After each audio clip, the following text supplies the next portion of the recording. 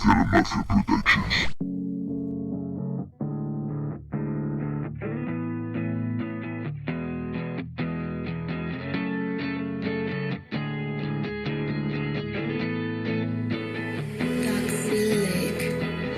Tocado por la mano de Dios y al abrigo del cosmos, iba pidiendo auxilio y perdón, una súplica, una redención.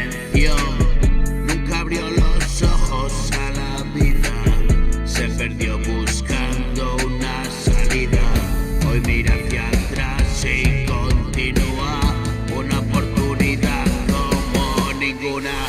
Hay formas de perderlo todo y tú lo sabes como ninguno. Es un eco que oye lejano, una confesión, un susurro, más allá de la tierra y del mar.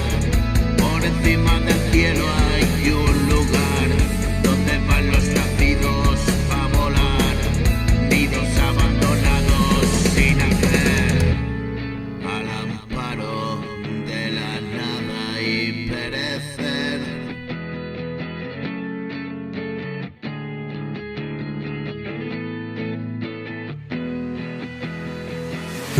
Al amparo de la nada y perecer, la línea de la vida para él, corto como una hoja de papel, una lleva que escribe por qué y una gota de sangre corre, la macabra respuesta que hallé al placer de la carne y la piel.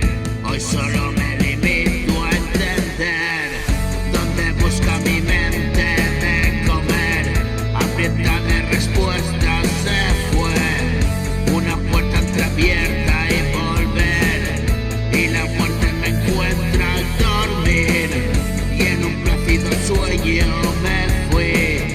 Es sin duda un suspiro vivir, es el llanto de un niño y sentir que ya nada duele como ayer, que me voy olvidando y vencer.